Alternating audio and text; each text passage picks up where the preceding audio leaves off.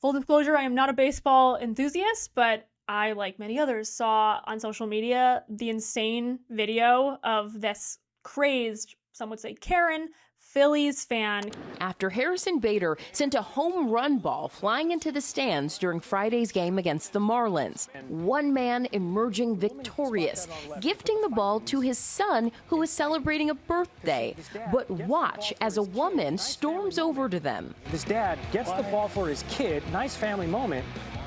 What I do know about baseball, and that is very little, if there is a projectile ball from the field onto the stands, among the bleachers, it's basically a free-for-all, that if it drops to the ground, it's whoever rushes to catch it first.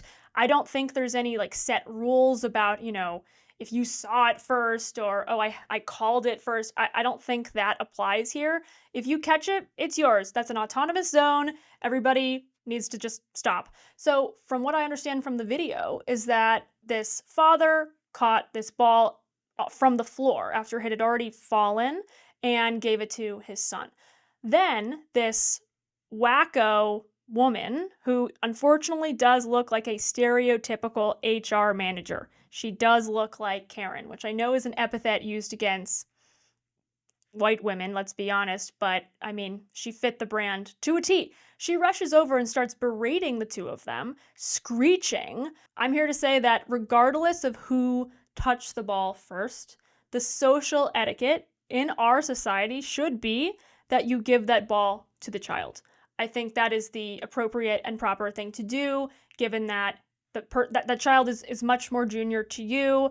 You've lived a lot more life. This is like an incredible experience for that child, and I think it just is a nice thing to do. It like gives me the same vibe as, I don't know, sitting down with Santa Claus. It's like, just humor the child, just let them have the prize, let them have the treasure, especially if they seem to have won it fair and square, and it seems that this father-son duo actually did. Socially, culturally, it is an extremely bad look as an adult to scold a child and his father to give her back the ball. Maybe she was so lost in the heat of the moment. Maybe she really is that fervent of a Phillies fan. I can't imagine being that militant over sports, but I know it's a thing. I know there's like the Buffalo Bills Mafia. I know people get really intense about this, but how could this woman not have known that this temper tantrum she threw, again, she was acting more like an entitled child than the actual child. The child was the one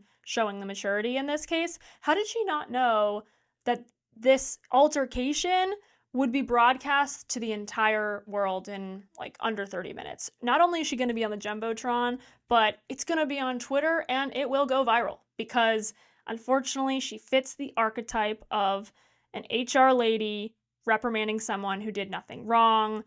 She's taking this position of moral superiority. It's my ball. The second thing about this whole kerfluffle is the fact that right-wing media has actually blamed the father somewhat for letting this petulant woman have the ball.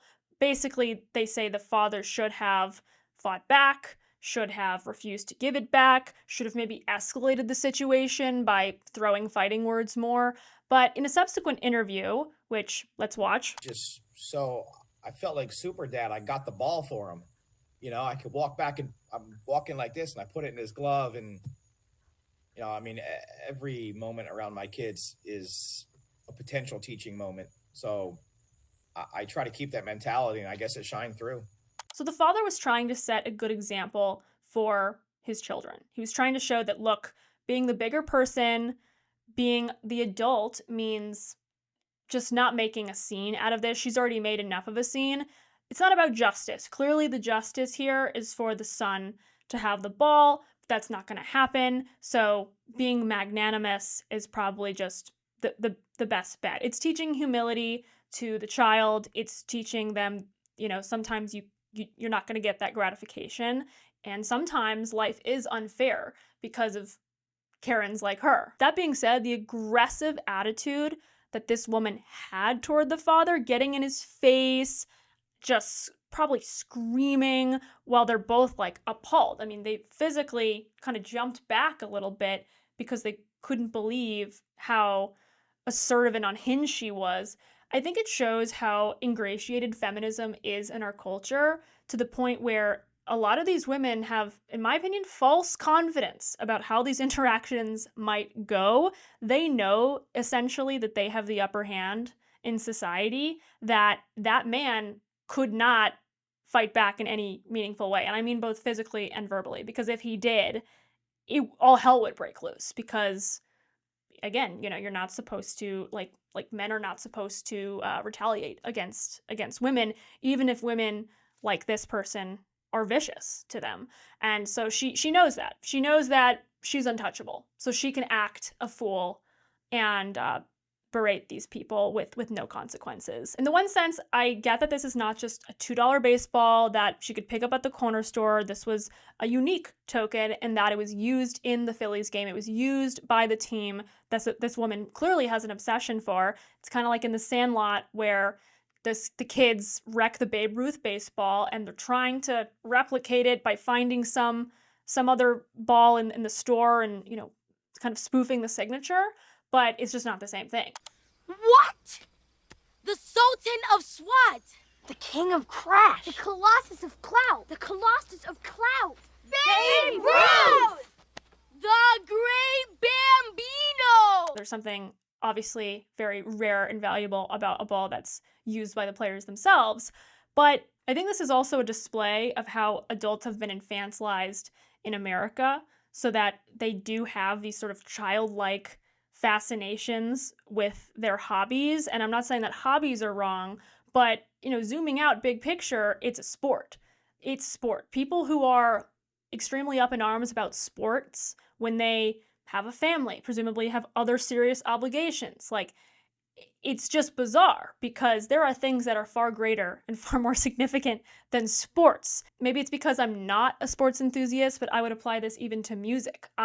There's no single band where if I had the opportunity to have some sort of autographed item from the artist, no matter how much I adore that artist, I am not going to lose my ever-loving mind if I somehow miss the opportunity to keep that keepsake. And if there was a kid who wanted it more, I would give it to the kid, because that is the reasonable, mature thing to do, because you're an adult. Sporting events, music events, other recreational events, people have strong tribalistic loyalties to their hobbies, to the things they consume. I can understand that.